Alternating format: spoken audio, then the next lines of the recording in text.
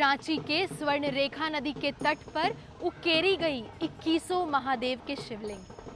नमस्कार, मेरा नाम है वैशाली नायिका और आज मैं आपको लेकर आई हूँ रांची के स्वर्ण रेखा नदी के तट पर 21 महादेव के दर्शन कराने। तो मैं अभी बढ़ रही हूँ उसी चट्टानों की तरफ जहाँ पर नागवंशी राजाओं द्वारा शिवलिंग बनाया गया था और जिसकी हालत आप अभी देख पा रहे हैं। अगर यह शिवलिंग कहीं बाहर होता, यूपी में, राजस्थान में या देश के कहीं भी, तो क्या आपको लगता है कि उसकी हालत ऐसी होती? तो जैसा कि आप अभी देख पा रहे हैं, ऐसे ही 21 शिवलिंग इस हर एक चट्टान में बने हुए हैं, जो कि देखने में काफ़ी प्राचीन प्रतीत होता है। ऐसे इसका कोई प्रमाण नहीं है, लेकिन इसे देखकर अंदाज़ा लगाया जा सकता है कि यह काफ़ी प्राचीन है। क्या आप खुद का ऐसे जगह में रहना इमेजिन कर सकते हैं? तो हम जिन्हें अपने भगवान मानते हैं, जिनके आशीर्वाद और जिनके मार्ग पर चलने की पूरी दुनिया को हम कहीं ना कहीं इस चीज़ की शिक्षा देते हैं, उनका ऐसा घर, वो ऐसे रह रहे हैं इन सारे कचड़ों के बीच में, जैसा कि आप देख पा रहे हैं। जहां हम खुद सांस नहीं ले पा रहे हैं, वहां पर हम भगवान को विराजमान करके रखे हुए हैं और उनकी देख रेख नहीं कर पा रहे हैं। इससे ज़्यादा शर्मसार और क्या होगा। और ये सारे जो कचड़े आप यहाँ पर देख रहे हैं, ये किसी और के द्वारा नहीं, हमारे द्वारा ही किए गए हैं।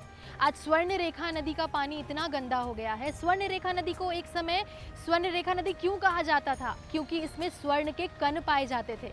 आज इसे देखकर तो ऐसा लगता है जैसे सिर्फ नाली का पानी यहाँ पर बह रहा है, जो देखकर काफ़ी बुरा लग रहा है मुझे। क्योंकि स्वर्ण रेखा नदी पर हमारा बड़ा पूजा होता है, जिसे हम छठ पूजा कहते हैं। उस पर जाकर सारे जो भी पूजा करते हैं, वहाँ पर जाके पूजा अर्चना करते हैं, सूर्य देव को जल अर्पित करते हैं। लेकिन आज उसकी जनसंख्या काफ़ी कम हो गई है। जूठा खा के हम भगवान को हाथ नहीं लगाते हैं क्योंकि हमें पाप लगेगा, लेकिन हम अपने घर से बोरा में भर कर जूठा लाकर यहाँ फेंक ज़रूर रहे हैं। अगर आज भी इन सारी चीज़ों को देखकर हम नहीं सुधरते हैं, तो इसमें हमारा ही घाटा है। हम हमारी संस्कृति और धरोहर से हाथ धो बैठेंगे। जब हम घर पर होते हैं और ये मूर्तियाँ अगर हमारे घर पर होती हैं, तो ये भगवान होते हैं।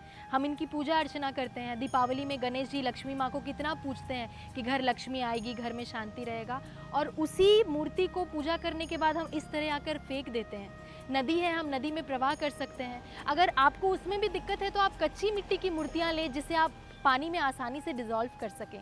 इस तरह की हरकत ही हमारे धरोहर को नष्ट करती जा रही है। तो देखिए, यहाँ चट्टानों पर शिवलिंग बने हुए हैं, एक यहाँ है, वहाँ है, आगे, और सारे चट्टानों में शिवलिंग बने हुए हैं।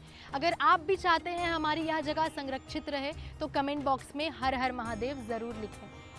और इस जगह की एड्रेस की बात करें तो सुरेश्वर धाम, जो सबसे बड़ा शिवलिंग है, उसके सामने 21 महादेव धाम स्थित है।